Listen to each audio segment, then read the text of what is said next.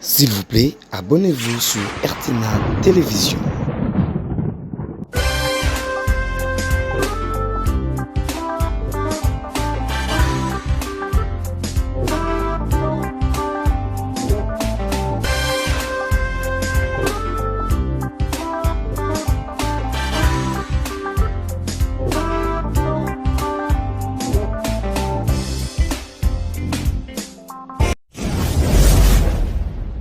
Voilà encore une fois, merci de la confiance et fidélité. Vous continuez toujours couper sa biseau, toujours à travers émission Nabino mise au point, émission où tu as vraiment conseillé la Bino mise au point sur l'actualité politique ya République démocratique du Congo wapi tu as vraiment koloba makam oyo bato baloba na sebiso to loba kango likolo à travers émission oyo mise au point encore une fois.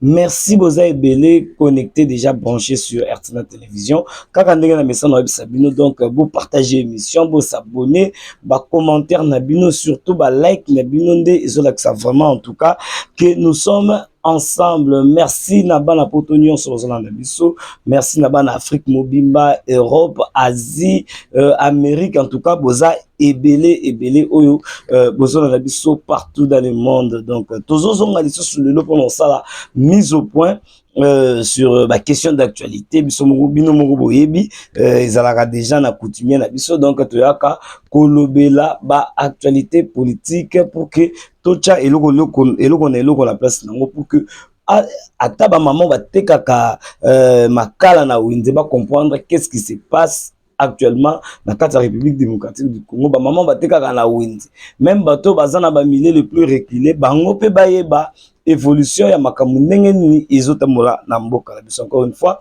vous partagez émission nous tozolanda biso partagez déjà émission pour que bande mosusu balanda pe bazala na même horizon na biso toza déjà connecté donc tozo betali solo lelo na mingi tozo bana na premier point oyo tokolobela tenue ya mini sommet oyo zaki organisé par le président Lorenzo donc wapi tomonaki Félix Antoine Tshisekedi a répondaki présence azalaki wana payé moko les concernés Paul Kagame azalaki wana alors lelo tokobeta susu lisolo tolakaki bino tokozonga pour que topesa bino suite ya tenue ya réunion wana ba abutisa nango pe place nini ekomema biso donc tokobeta yango toujours na kati ya mise au point ya lelo tokolobela lisusu musala ya informateur Augustin Kabouya donc honorable Augustin Kabouya parce que akomi honorable aza honorable musala nini aza kosala toujours pona ko dénicher pe ko bimisa wapi majorité parlementaire ezwami pona ko luka formateur oyo kosala gouvernement oyo ya sika ya deuxième mandat ya Félix Antoine Tshisekedi Chilombo donc nde ba deux points autres komeka quand même ko beta lisolo na kati ya émission et puis tozanga te ko proposer bino moi ba élément oyo bokolanda toujours na kati ya émission oyo bokolanda ba élément bokomona bino moko ndenge nini makambo ezoleka ndenge nini makambo ezosalema pour que mutu na mutu a se rendre compte na nini oyo ezosalema tozonga d'abord na premier point tolobaki tozobetana lisolo concernant tenue ya mini sommet oyo esalemaki déjà la fois passée na ebisaki bino banani bazalaki concerné na kati ya mini sommet wana bazalaki wana mais plus tozokota na détail par rapport ya discours ya Félix Antoine Tshisekedi parce que azwaki maloba pona koloba pona ko signifier na monde mobimba réalité ya makambo ezosalema pona ko signifier na monde mobimba nini eza kosalema na kati ya este et qui en est l'auteur. Félix Antoine Tshisekedi alobaki tout haut abangaki eloko te parce que d'abord abangaka nanu te.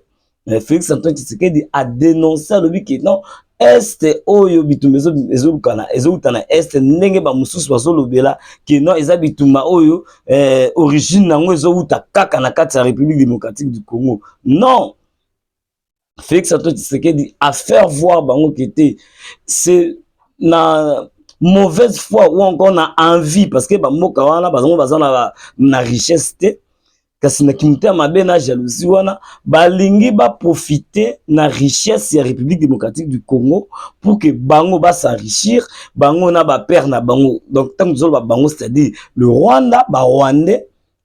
Donc le Rwanda yé azoluka à s'enrichir à travers République démocratique du Congo ba ressources na yé. Donc nde yango wana cause ya guerre wana. Donc ti ndenge bazoluka insécurité ti nyonso bazosala but ezaka moko ko dépouiller ko piller ba richesse nyonso ya sous-sol ya République démocratique du Congo. Nde yango but ya ba insécurité, but ya ba guerre nyonso bazoluka na Rwanda, bazoluka na République démocratique du Congo, et puis na partie est oyo déjà eyebani pe mokili makite kuna nde place ba minerais ezali, kuna nde place richesse ya mboka ezali. Alors bango na ba parrain na bango, c'est-à-dire le Rwanda na ba parrain na bango ba occidentaux, bango nde baza wana baza ko appuyer Rwanda pour que Rwanda a créé insécurité, a créé mouvement ya bien te aux populations aux à l'aise te na ba parti ya République démocratique du Congo wana pour que bango ba profiter na ba richesse o ezana se. Entre temps biso moko ba population ya République démocratique du Congo tozo souffrir ba o ya est baza na insécurité bazo kufa, il y a des violations. Tout ça est causé par un pays, un individu qui est Paul Kagame oyo azawana pona ko alimenter ba M23. Donc c'est-à-dire projet naie sous couvert ya M23. Donc yende mutu aza ko sala guerre wana mais pona ko masquer nde ba bimisa kaka net kaka été M23. Mais Félix Tshisekedi a beti liboko na mesa alobi kete ba origine ya insécurité wana ezate que non eza ko uta na République démocratique du Congo. Non, eza alimenté par le Rwanda oyo aza soutenu na ba parrain na ye. Et puis Félix Antoine Tshisekedi alobaki kete aza na temps ya ko luka ya ko sala négociation, il y aura pas de dialogue. Dialogue et au salemate aussi longtemps population sa kufa déjà belé babomi batu ba violer ba mama batu basi pe mibali bane belé ba kufi ba parents bana musu batikali ba orphelin. Mais lelo oya ko ndima pour que teto ndima dialogue salema. Alors Félix Tshisekedi a télémené le Kouana alingi yango ata mukete. Donc akotikala jamais pour le kisa et le Kouana ya kolobaki non voilà République démocratique du Congo lelo ba vanda autour d'une table avec le Rwanda pour négocier ou encore faire un dialogue pour négocier d'abord quoi, pour ça la dialogue sur quoi. Et là qu'on nini oza ya ba Rwanda oza na kati ya République démocratique du Congo oyo ko senga lelo que to vanda sur une même table pour que to luka nengeni ya retrouver solution. Non. Et Félix Tshisekedi alobi quels que soient les moyens ba voignon se sengeli pour que to trouver paix na est to ko procéder bongo pour que population est bango pe ba vivre na kimia bango pe bazala na bonne vie lokola batu nyonso bango pe ba vivre normalement parce que bango zala kaka lelo ba kimia lelo bazongi boy lelo bombe koi. Non. Alors s'il faudrait aller na ba façon bango ba lingeli wana on ira comme ça. Donc signé Félix Tshisekedi. Donc en tout cas il y aura pas question ya koloba kete oh brassage oh non toyokana. Non, parce que but na bango za ko intégrer République démocratique du Congo na sur le plan politique, hein? Donc bango peut pas participer. Non, et ko simbate que ce soit dans l'armée, que ce soit dans la politique et ko simbate. Ba Rwandais batikala na part na bango batikala côté na bango et déjà la peur s'est sentie. Donc là je vous signale déjà peur ezalaki déjà na misu ya Kagame en entrant na ye. Donc tant azokota na kati ya salo il fallait qu'il René Salema tout le monde il était froid, tout le monde la peur ezaki témoigné par aspect expression faciale na ye, l'expression faciale na ye, on avait déjà vu la peur déjà en lui. Il sait de quoi aza complice na makambo o etali insécurité na est. C'est pourquoi déjà avec cette peur-là, mais tant que tout le monde a Félix Antoine Tshisekedi kokota et puis après ça qui battu son botte mais ye Kagame azwa ki mbote ya président Félix Tshisekedi te pour la quitter ne toye a toye ne makamo trouver solution au cas où toyo kanate rien ne va passer parce que Bogotika la Kouvanda place mon côté pour essayer de dialoguer ou encore de négocier sur quoi que ce soit et Kotika la Rosalemate Félix Antoine Tshisekedi atikalaki strict et puis il avait plus parlé que non des solutions à trouver et ça désarmement bango wana ba rebelle wana ko désarmer bango et puis cantonnement il a plus martelé sur ça donc parmi les solutions désarmement il y a ba rebelle wana et puis des deux cantonnement c'était ça ce que Félix Antoine Tshisekedi a proposé parmi ma solution au cas contraire nous allons procéder ndenge usenga procéder wana pourvu que tu P écouta na est donc c'est un peu ça tout un peu en image suivant un peu en image pour voir un peu ce qui a été la réunion wana entrée il y a Paul Kagame tout à l'heure moi séquence mouké et puis on se retrouve tout juste après pour que tu continues na sujet la vision. Malaise de Kagame. Révélé, mesures de sécurité contrastées lors du sommet d'Addis Abeba sur l'agression en RDC. Les scènes qui se déroulent à Addis Abeba lors du mini-sommet abordant l'agression de Kagame en RDC révèlent une dynamique frappante. Le malaise palpable de Kagame en présence d'autres présidents africains est un signe révélateur. Le contraste dans les mesures de sécurité est particulièrement remarquable.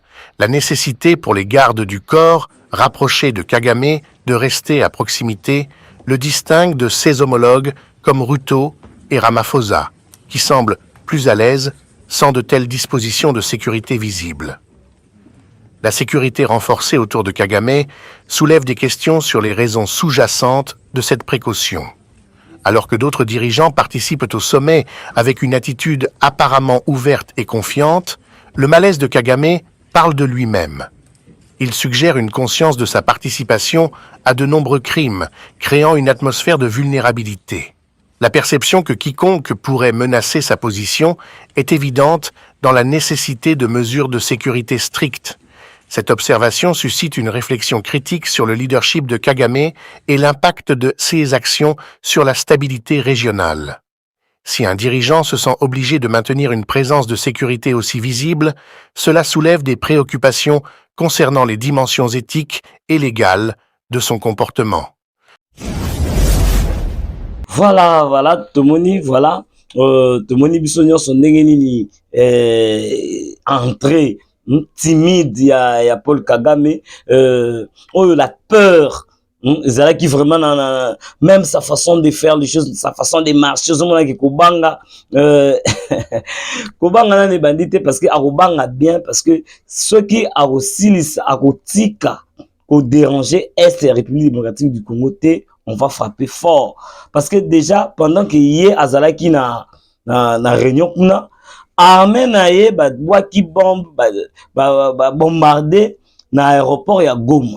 Et ça dossier est à la bonne parce que réplique nango il faut ça parce que tant ou déjà attaque comme on en a boué nous devons aussi répliquer mais peut être répliquer moi Rwanda tout moi mboka mukie boué ozoluka problème na mboka ya munene loko la République démocratique du Congo o atoni na ba richesse belé oyo ba moyen ces ya to ko écraser yango na tamuki alors bango basali wana tozotala tozolandela ba procédure au cas où ba bien te en tout cas biso peut répliquer voilà donc je pense que sur ce point là tout ça quand même moi mise au point sur le premier point où tu abordes qui il y a tenu un mini sommet où il s'est qui toujours dans le cadre de retrouver paix na est. Prenons le deuxième point où il y a informateur Augustin Kabouya où déjà bandaki musala na ye azosala musala na ye ezosalema ezomonana tozomona ndenge nini abandaki déjà kokutana na ba leader politique akutana na ba leader politique wapi abeti na bango lisolo wapi lisolo tambola, les solos ont salé makitoko, ils ont bêta makitoko. Jusque-là, déjà, dans peu de temps, Aropé ça déjà à s'annoncer pour dire wapi majorité parlementaire ezali parce que tout le monde union sacrée n'a pas contenant naïe, c'est-à-dire ma groupe ma regroupement politique, ma parti politique au bazar na kati ya union sacrée tout le monde ndenge ba misi ba député belé oyo bango nyonso baza toujours na idéologie ya chef de l'État Félix Antoine Tshisekedi o bango moko bazo ko réitérer encore confiance na président Félix Antoine Tshisekedi. Donc tout le monde qui Augustin Kabouya akutanaki na Bahati Lukwebo azaze ko kamba FDC akutanaki na ye akutanaki na Puis Mwabilu. En tout cas totangi na bino moi quelques acteurs politiques oyo Augustin Kabouya l'informateur oyo ausala musala ndenge sengeli akutanaki na Matata Ponyo oyo yepe andimi ko soutenir Félix Antoine Tshisekedi Tshilombo. Voilà, quel que soit ma contention moussousou ezali en tout cas pour l'intérêt du pays on essaie un peu de voir certaines choses autrement, surtout s'il s'agit de l'intérêt du pays. Donc Matata Ponyo Oyo a se rapproché les sous pour dire que non, voilà, il peut travailler avec le président de la République Félix Antoine Tshisekedi. Wapi ba kutanaki na Augustin Kabouya ba betaki pe lisolo, akutanaki na Puis Mwabilu, akutanaki na Jantiningo Bilambaka. Bakutanaki, en tout cas vous allez suivre aussi en image, bah image ezali to proposer bino bomo na ndenge nini ba betaki lisolo et puis ndenge nini bango moko ba lobaki à cœur ouvert que non baza wana pona ko soutenir vision ya Félix Antoine Tshisekedi. Donc bakutanaki na Lambert Mende de Lambert Mende honorable wapi ba betaki lisolo kitoko, bakutanaki na Adolphe Muzito oyo lelo azape na kati ya union sacrée. Donc Adolphe Muzito lelo na kati ya union sacrée pemeni ya Félix Antoine Tshisekedi Tshilombo. Voilà des personnes oyo baza lokola ba modèle oyo bato bakoki kolanda. Il a été dans l'opposition. Il était dans l'opposition. Adolphe Muzito, mais il ne faisait pas l'opposition de la haine. Nenge bandeko mususu baza osala te. Wanzaki opposition de la haine te. Il s'opposait na makambo esengeli ko s'opposer nango ce qui est au détriment de la population. Là c'est normal. Maintenant on moni que les idéologies, il y a président Félix Antoine Tshisekedi, et ça toujours à côté il y a population, toujours au profit il y a population. Non. Rien n'empêche de se décider aujourd'hui que donc voilà, aujourd'hui je serai proche à Félix Antoine Tshisekedi pour na vision oyo azanango, donc les vision oyo eza comprimer intérêt à population. Donc cela n'empêche que lelo va travailler ensemble à apporter touche naie ou encore pierre naie toujours na cadre ya ko soutenir ba vision oyo eza na intérêt à population. Donc toujours le peuple d'abord.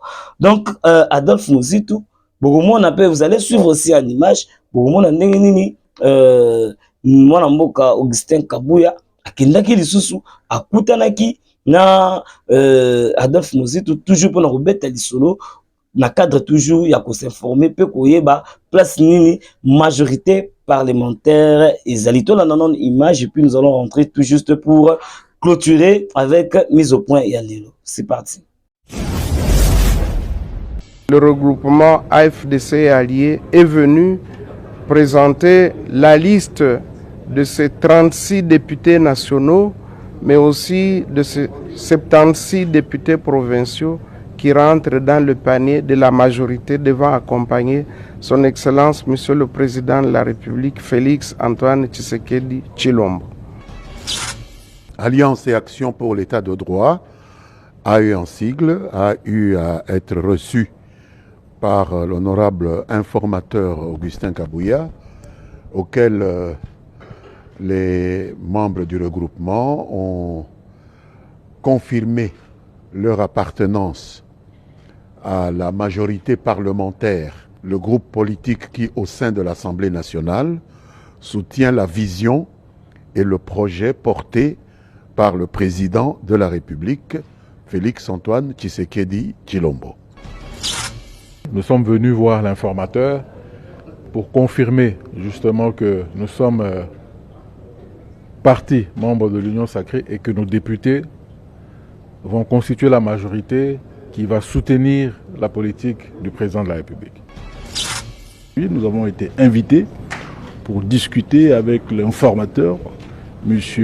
Augustin Kabouya, en vue de confirmer notre appartenance à cette majorité. Et nous l'avons confirmé, nous sommes dès la majorité présidentielle et nous participons donc de façon active à cette majorité.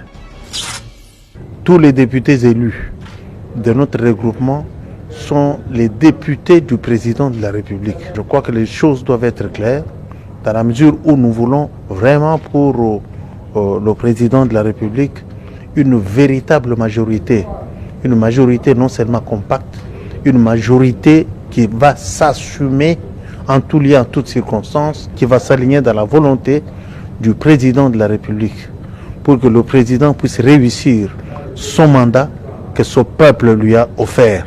Donc nous sommes fiers du geste que le président de la République a posé à l'égard d'Augustin Kabouya, que nous soutenons à 100%, et je le dis et je ne le dirai jamais assez. Voilà, tomoni bisonyo sotolandi bisonyo sonengini parcours oyo Augustin Kabouya sali ya okinde kokutana na ba leader politique pour ko sola pe ko négocier ko yeba place nini majorité parlementaire et Kozoma, enfin de désigner les formateurs, il y a gouvernement, il y a deuxième mandat, il y a Félix. Déjà, c'est second mandat, il y a Félix Antoine Tshisekedi, parce que ça, mandat oyo, population, il faut à se retrouver côté social. À mon information qui était, oui, il y a un changement total. Donc, tout ça, on a besoin de profiteurs T. Tout ça, on a besoin de travailler pour l'intérêt personnel T. Tout ça, plus on a besoin, il y a bateau pour que va travailler l'intérêt à la population, l'intérêt à Moka. Voilà pourquoi, cette fois-ci, sa majorité parlementaire, il y a bien et kozala à côté de la population et non majorité parlementaire ozala pour ba propre intérêt na bango. Donc biso mongo to moni biso mongo to landi bo moni bino moko très bientôt déjà Augustin Kabouya a annoncé place nini majorité parlementaire et amis pour nous désigner qui sera le formateur.